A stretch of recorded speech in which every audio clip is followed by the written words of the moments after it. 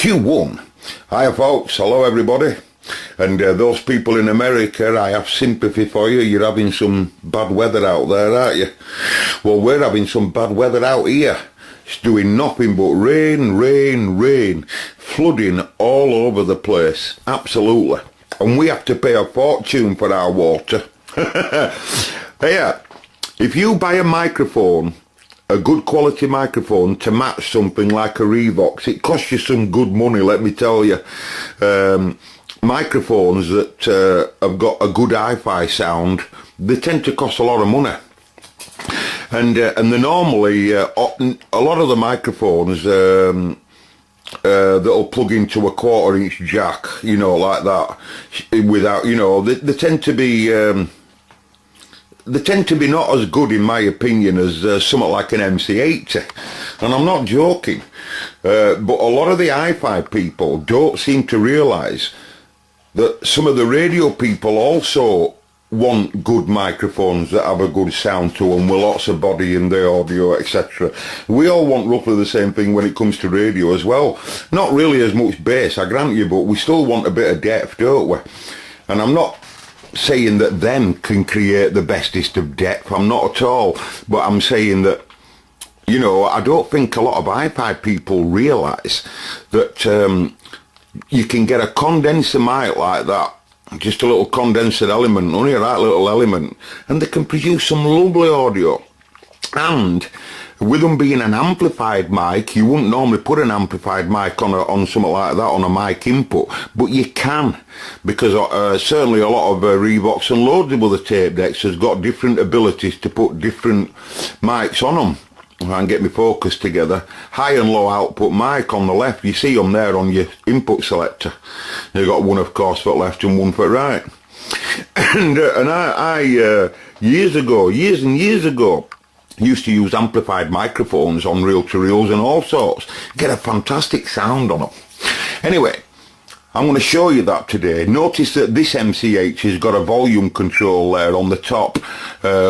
Otherwise it would have it on the back, like this MC80 here. You know, they wouldn't have it on front, but someone's put that on ages ago and I've kept it there. It's same value as one at back, and it stops you having to put a trimmer in back to turn it up and down. Anyway, so that mic amplifier that I built the other day, it was really a Class A preamp, really. It's part of a Class A preamp. If I don't hear audio. Now, I've been playing around with the circuit, right? I can't remember where I put diagram now. I've been playing around with the circuit. It's in one of my videos anyway, right? And I've altered it ever so slightly. I've got it all on a board now. It's just a bit of cracked variboard that I found lying around, rather than using some good quality stuff. I'll use a bit of old waste. And I've altered it just slightly because I want it specifically. I thought, well, rather than scrap it, now I made it because I'm practicing current. I'm practicing, you know, when you're circuit building, the Ohm's law is absolutely a must. And when you're circuit building, even as simple as pathetic as this is, you still have to do a lot of calculations on Ohm's law, you know, to get in balance of things right, you know, and it's that takes time, and I need more practice. So the best way to do it is to build circuits, and then because you know the values of everything, you can then find out what currents across each resistor and all the rest of it, and really study it more. And because it's just an amplifier, it learns you a lot about fault finding on amplifiers, and oscillators are very similar. RF oscillators and amplifiers and audio amplifiers are very similar, you know, and they're really good to learn on. What happens if this resistor comes out of circuit? What happens to DC state and all that? You can play with them for hours. Anyway, I thought I'd mess around with this and mess around with it a bit, and seeing as I built it, and instead of having, I'll show you, I've got one here, look. I've got one here, that's it. There. Can you see this? It's just a 1/4 inch adapter, and it's got a 4-pin plug on end, and it allows me then to plug any microphone I want, possibly, to that or any other reel-to-reel, you know, whatever it is, any reel-to-reel or whatever that wants 1/4 inch, and I can just plug straight up to it, right? And it also allows that microphone then to go on any radio in-house. And I can have it on all, and I have all my mics like that, right? I have all of them like that. Now then, so to save all the changeover leads that I have, I thought, well, I've built that microphone now. Why don't I just make that microphone suit the reel-to-reels? And then whenever I'm recording off mics, which is very rare, I don't have to use any of them anymore. I can have a, you know, because there's no need for PTT switching and all that, you see. So I thought, well, I'll just make a mic that's a condenser mic that'll suit me Revoxes and reel-to-reels or whatever, and for whatever I want to use it for, and it's done, because I've already built the amplifier. So eventually I'll just cut this board down to size, you see. This is just an on and off switch, and I'll cut it down to size. Now then, I want to show you something. At the moment, you'll see it's pulling a little bit more current now. We're at 20 mil, and that's for several reasons. We're at 9 volt going in, and if you remember last time, I think I were at 4 or 5. You remember that? When we were showing it working last time, and that's because I don't want to be carrying a power supply around with me to drive the mic. I want the mic to run on batteries. Now we're going to use 2 pencil batteries, seeing as it can run right down at 1.5 volts can this amplifier. So we're going to use 2 pencil batteries, but I couldn't find a suitable battery holder that can hold 2 pencil batteries. Bloody hell. Looking everywhere for one, and managed to find a 9 volt one. Oh, I thought, bloody hell, that'll blow my amplifier to bloody bits. So I thought, well, I might as well just build a regulator circuit. And luckily, because the animal is so low on current, of course, I don't even have to use a proper transistor regulator. I can just use a Zener diode and a reservoir. So I added an LED to the circuit, but I wanted the LED to only have 20 milliamp. I think I'll be able to light it up at 15 milliamp, but I only wanted to put 20 milliamp into it instead of about 30, which I could have done. I could have gone up to about 30 mil, so it'd have been a lot brighter. But I also connected the LED on purpose, had it running from the main supply. Hoping that the LED would start to go dim. That's why I set it to 20, so that it'd start to go dim if battery were packing up and going low. You know, battery supply were going low. And the regulator here, I made it so that it could swing. That only wants about 4 volts, no more. I've done tests. If I give it any more than 4 volts, it spoils the audio. If I give it any less than 3 volts, it spoils the audio. Right, so somewhere around 3.5 would have been nice, but hey, can't find an holder. So I did that regulator trick. I give it a bigger reservoir than what it would, and these red and black are just coming out of this power supply and feeding the circuit. And like I say, I've set him to about 20 mil, hoping that he'll start to go dim, letting me know that the battery's low. And I added a trimmer as well, which is just in the AC circuit of the audio, just like a potential divider in the AC part that literally controls how much audio I put at base at channel here, and it has no effect whatsoever on the DC part or loading effect of audio. I can turn it right down to nearly nothing and turn it right back up to fully out. And also you can see reservoir circuit working. If I turn power supply off and make some noise, see how it takes a bit of time, back on again, you can actually see it drop off, can't you? And that'll be that reservoir circuit working.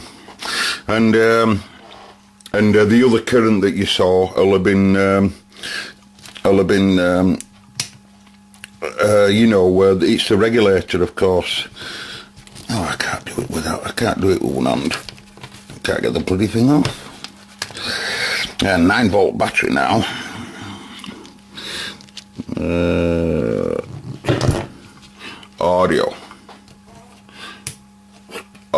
Audio 1, 2.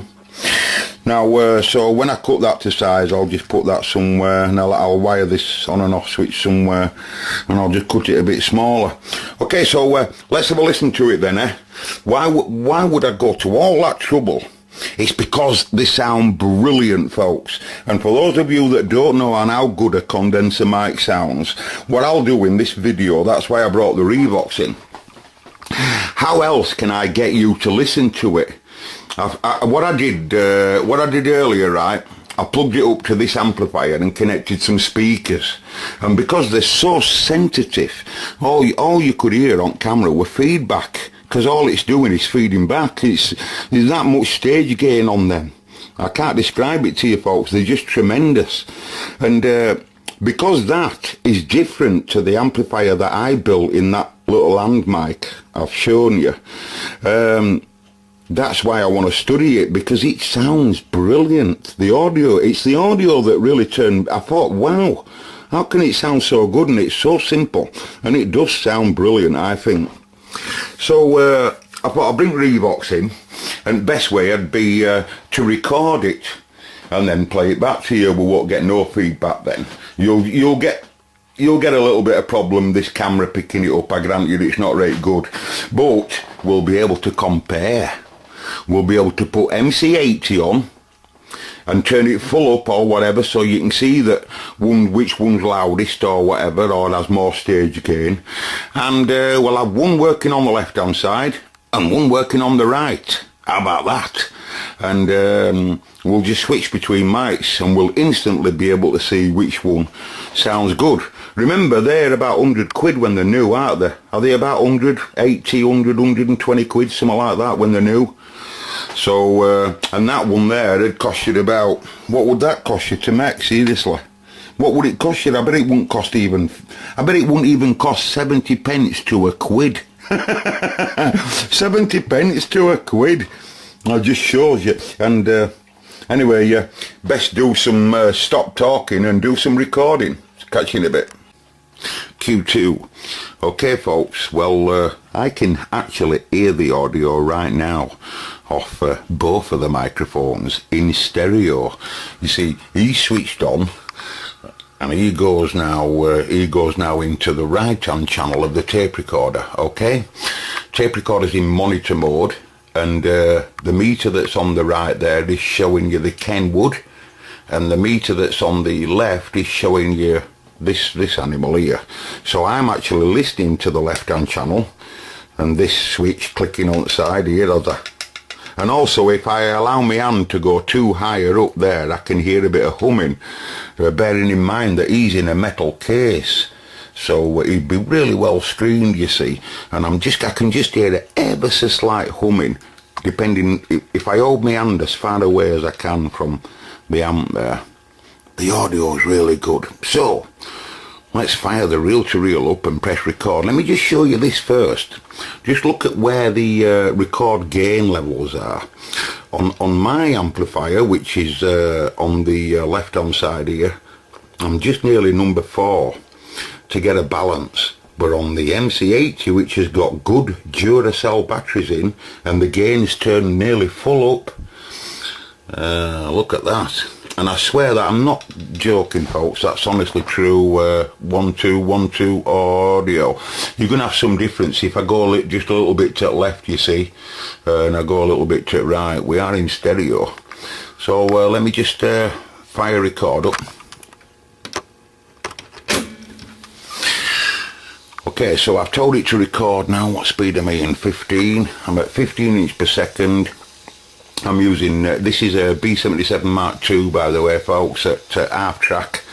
And I'm recording now, but I'm not monitoring the audio. I'm just otherwise I won't be able to talk correct. Anyway, so that's my audio now from both of the microphones, and I'm letting the camera, of course, record this as well, so you can hear the input as I record it, and then in a minute I'll bring an amplifier in. You see, that amplifier that's up on top there. Excuse me. I'll bring him in and let you listen to him. Now, first of all, it's difficult, you see, while I'm holding camera, but let me just get closer there to that microphone and let you listen to my microphone there. 1 2 3 4 5 5 4 3 2 1. That's my microphone, and in my headphones, I'll tell you folks, that sounds excellent. And now we're going nearer to the Kenwood. This is the Kenwood MC80, 1 2 3 4 5, 1 2 3 4 5, 1 2 3, going over to my microphone, 1 2 3 4 5, on the left hand side, going over now to the Kenwood.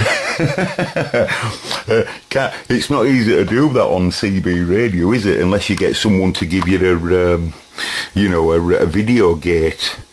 But hey, that's just sounds fantastic. You know, when you get close like that, that just sounds amazing, folks. I'm about 5 inches away there. How about it, CQ, and I'm standing by. It's really good audio. Now, another thing, if I turn this microphone channel down and turn this one up, you'll be able to hear, sorry about that, if I come away there, apart from that ever so slight humming, which is this, look. It's an audio microphone, folks. It wants to be in a metal box and well screened, but you can hear yourself. Just listen to that, folks. Don't you want to build one of those for £1? What will it cost? £1? How about it, CQ? And I'm standing by. Anyway, I'm out of here now, folks. See if you want to build that for £1. You get the banging free. Okay, ladies and gentlemen, so what I'll just rig this amp. This we're up there, you know, and I hope you don't slag it off. These are not very good speakers. It's in a brilliant amplifier. And they don't do justice for a Revox, but one thing about this amp, folks, it doesn't have any tone controls on it, so no one can say I've added any bass or treble, and he's got no tone controls on him. So in other words, the recording that's there, that's it, right? So Q5 now, so obviously what's on right, you know, is on right. Okay, so I've told it to record now. What speed am I in? 15. I'm at 15 inch. I bet you like, by the time you've listened to that recording, I can get rid of this homemade Madeira cake. Homemade Madeira cake. We'll have to make a video one day. I'll get rid of that, right? Because it's a crime to leave it lying around. Second, I'm using, this is a B77 Mark II, by the way, folks, at half track. And I'm recording now, but I'm not monitoring the audio. I'm just otherwise I won't be able to talk correct. That's my mic. So that's my audio now from both of the microphones, and I'm letting the camera, of course, record this as well, so you can hear the input as I record it, and then in a minute I'll bring an amplifier in, you see. That's the amplifier that's up on top there. Excuse me. I'll bring him in and let you listen to him. Now, first of all, it's difficult, you see, while I'm holding camera, but let me just get closer there to that microphone and let you listen to my microphone there. 1 2 3 4 5 5 4 3 2 1. That's my microphone, and in my headphones, I'll tell you folks, that sounds excellent. And now we're going nearer to the Kenwood. This is a Kenwood MC80, 1, 2, 3, 4, 5, 1, 2, 3, 4, 5, 1, 2, 3, going over to my microphone, 1, 2, 3, 4, 5, on the left hand side, going over now to the Kenwood. It's not easy to do that on CB radio, is it, unless you get someone to give you a video gate. But hey, that just sounds fantastic. You know, when you get close like that, that just sounds amazing, folks. I'm about 5 inches away there. How about it? CQ, CQ. I'm standing by. It's really good audio. Now, another thing, if I turn this microphone channel down and turn this one up, you'll be able to hear it. Sorry about that. If I come away there, apart from that ever so slight humming, which is this one. It's an audio microphone, folks. It wants to be in a metal box and well screened, but you can hear yourself. Just listen to that, folks. Don't you want to build one of those for £1? What will it cost? £1? There are other projects. CQ, and I'm standing by. Anyway, I'm out of here now, folks. See if you want to build that for £1. You get the banging free. Okay, folks, so that's both microphones. Oh, it's not a project, is it? That's a project, but it's not my project, but it's a project. That's Cobra 148, that, folks. So's this. That'll make a Cobra 148 do things you wouldn't believe. Can't go into it now. Hold on. How about that? Does anybody recognise what that's from? Answers on a postcard. Does anybody know what that's from? Homemade, by the way, folks. Not by me. Not by me. Get it out of your head. How about this? Very technical conversion, that, you can tell them. Anyway, so that's the microphone that you've just been listening to a bit ago. All I've got to do now is put it in a some type of metal object, to give it a bit of screening. I'll give it some better coax and I'll be happy with that. By the way, when I was building the power supply part of it, where have I put it now? I blew a diode to bits by thinking I know the Ohm's law off the top of my head. And when I was building the power supply part of it so that I could run it on a 9-volt battery, I forgot to give the diode a load resistor and blew it immediately to bits. Well, it's upsetting to me because I had to search high and low for the other Zener diode that I'm using. All the other diodes I've got, the Zeners, are all 6s and 7s and 8s and upwards volts. And this was the only one that were about 4.2. And I got a terrific audio out of it at 4.2, but I've had to settle for a 3.5 because that's all I've got. That's the smallest Zener I've got. Bloody swine. So Ohm's law, folks, Ohm's law. That's what you need when you're doing all like that. Take a notice of this 1.4 watts.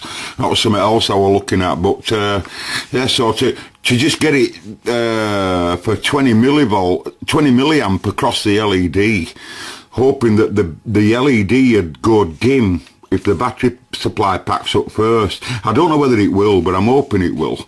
But I was going to allow either 15 mil or 30 mil, and I thought, well, why don't you just go in the middle? I'll just go to 20 mil. And total consumption of that lot there is about 18.7 mil.